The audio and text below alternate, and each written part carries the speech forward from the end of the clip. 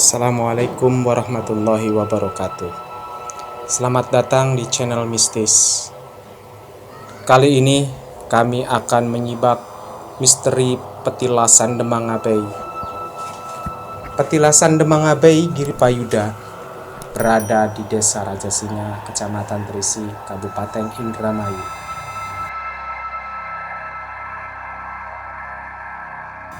Masyarakat umum mengenali sosok Demang Giripayuda sebagai pemilik ajian Triwikrama atau ajian yang bisa merubah wujud pemiliknya menjadi raksasa.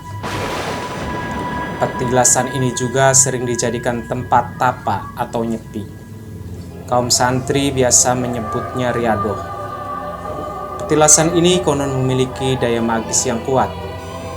Konon, menurut ramalan, tumbangnya kekuasaan dinasti Randu Gede di Indramayu tidak akan tumbang kecuali mendapatkan restu dan bimbingan dari Demangabei Giripayuda. Kami akan menceritakan pengalaman riadoh seseorang di petilasan Demangabei Giripayuda. Sebut saja namanya Aki Gendut. Aki Gendut mendapatkan amalan dari gurunya. Setiap malam, Aki Gendut duduk bersila, melafalkan zikir tertentu dalam tapanya.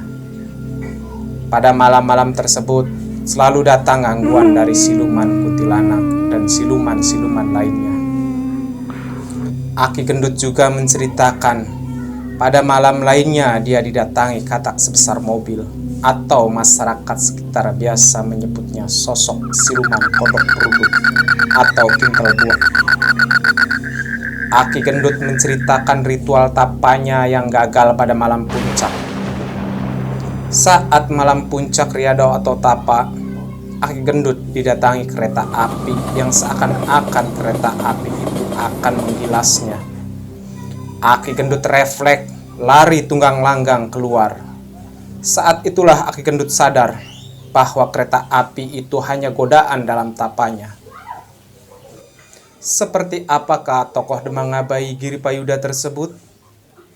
Menurut narasumber setempat yang namanya tidak bisa kami sebutkan, masyarakat sekitar tidak pernah mengetahui nama asli dari Demangabei Giripayuda.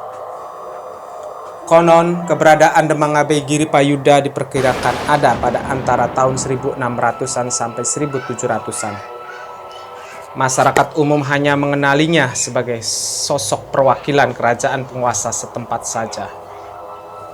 Menurut narasumber kami, keberadaan Demangabei Giripayuda adalah sebagai penanda penting langkah politik kerajaan Sumedang Larang mengatasi krisis dengan Caruban Nagari atau Kesultanan Cirebon. Peristiwa larinya Ratu Harisbaya dari Caruban Nagari atau Kesultanan Cirebon mengikuti rombongan Prabu Gesan Ulun ke Sumedang Larang. Larinya Ratu Harisbaya mengikuti rombongan Prabu Gesan Ulun yang sedang melakukan kunjungan kerajaan di Caruban Nagari atau Kesultanan Cirebon menjadi pemicu gesekan kekuasaan kerajaan Sumedang Larang dengan Kesultanan Cirebon atau Caruban Nagari untuk mengantisipasi penyerangan Kesultanan Cirebon ke kerajaan Sumedang Larang. Atas dasar harga diri, ratunya kabur mengikuti rombongan Prabu Gesan Ulun. Maka Prabu Gesan Ulun memproklamirkan atau mengumumkan bahwa Sumedang Larang menjadi bagian dari Kesultanan Mataram. Sultan Mataram meresponnya dengan mengutus abdi dalam yang berkemampuan khusus dari Kesultanan Mataram untuk mengamankan wilayah yang baru bergabung dengan Kesultanan Mataram. Diutuslah Demangabei Giripayuda. Konon, Demangabei Giripayuda adalah seorang ahli siasat perang hutan gunung.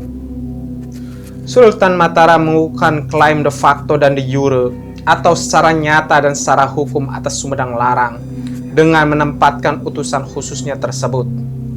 Selain ahli strategi perang hutan gunung, Demangabei Giripayuda konon juga seorang diplomat ulung. Buktinya, beliau mampu meruntuhkan provokasi Kesultanan Cirebon yang didukung VOC. Hal itu terjadi ketika VOC dan Kesultanan Cirebon yang membangun aliansi politik atau gabungan kepentingan politik.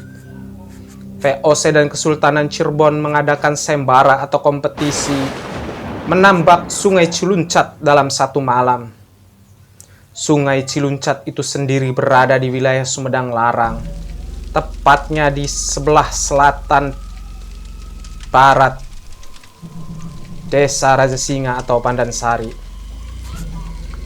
VOC dan Kesultanan Cirebon menyediakan hadiah sebuah pedang emas dan bisluit atau surat keputusan penguasaan wilayah yang ditandatangani oleh Kesultanan Cirebon dan VOC. Demang Abai Giripayuda paham betul siasat Kesultanan Cirebon dan VOC untuk menciptakan tokoh berkarisma yang kelak akan menjadi lawan politiknya dalam mempertahankan klaim Kesultanan Mataram di tanah Sumedang Larang, sekaligus juga untuk merongrong klaim Kesultanan Mataram atas Sumedang Larang. Demang Abai menyelesaikan penampakan Sungai Ciluncat dalam satu malam dengan mudah. Hadiah yang diambil hanya pedang emas, yang kemudian konon dikubur di petilasannya di Desa Rajasinga, Blok Trisi, Kecamatan Trisi, Kabupaten Indramayu tersebut. Bisluit itu tidak diambil, karena apabila Demang Abai mengambilnya, maka ia secara tidak langsung ataupun langsung mengakui kekuasaan VOC dan Kesultanan Cirebon di tanah Sumedang Larang. Selain itu, jika Demang Abai mengambil bisluit, hal itu berarti perkhianatan. Selain itu, jika Demang Abai mengambil bisluit, berarti pengkhianatan terhadap Sultan Mataram. Di sisi lain juga, Demang Abai mampu membuktikan kemampuan berdiplomasinya yang ulung. Demang Abai pernah mengajak Sultan Cirebon untuk berburu menjangan wulung atau rusa ungu yang sangat langka dan dianggap hanya mitos belaka di hutan Rajasinga atau Pandansari. Sultan Cirebon mengerahkan orang-orang terpilihnya dari pagi memburu menjangan wulung. Sampai waktu sore, mereka tidak mampu menangkap menjangan wulung. Orang-orang terpilih itu dianggap gagal oleh Sultan Cirebon. Demang Abai menawarkan hadiah menjangan wulung kepada Sultan Cirebon, bahwa jika Sri Sultan menginginkannya, silahkan ambil menjangan wulung tersebut besok di sebuah bedeng atau gubuk di tepi jalan yang membelah hutan Pandansari atau Rajasinga, di mana tempat itu biasa dijadikan tempat peristirahatan dalam berburu. Daerah tersebut sampai sekarang masih disebut bedeng menjangan. Keesokan harinya, Sultan Cirebon mengutus orang-orang terpilihnya untuk mengambil menjangan wulung sebagaimana penuturan Demang Abai Giripayuda. Ternyata benar saja, orang-orang suruhan Sri Sultan orang-orang suruhan Sultan Cirebon membawa menjangan wulung yang dimaksud. Kemudian, Sultan Cirebon membawa menjangan wulung itu ke Cirebon. Seperti itulah kelas Demang Abai berdiplomasi dengan Kesultanan Cirebon. Demang Abai seakan-akan memberitahu kepada Sultan Cirebon bahwa dialah Demang Abai Giripayuda, utusan Sultan Mataram yang memiliki tanggung jawab mengamankan wilayah Sumedang Larang, dan juga seorang ahli strategi perang gunung, seseorang yang sangat menguasai wilayah, mampu memahami seluk-beluk wilayahnya dengan sangat detail, sampai mampu membuktikan menangkap menjangan wulung yang dianggap mitos dengan cara yang tidak dipahami oleh orang lain, termasuk orang-orang andalan Sultan Cirebon. Demang Abai Giripayuda secara tidak langsung juga menegaskan bahwa orang-orang pilihan Sultan Cirebon masih jauh kelasnya dengan dirinya. Demang Abai Giripayuda tidak pernah ditemukan makamnya.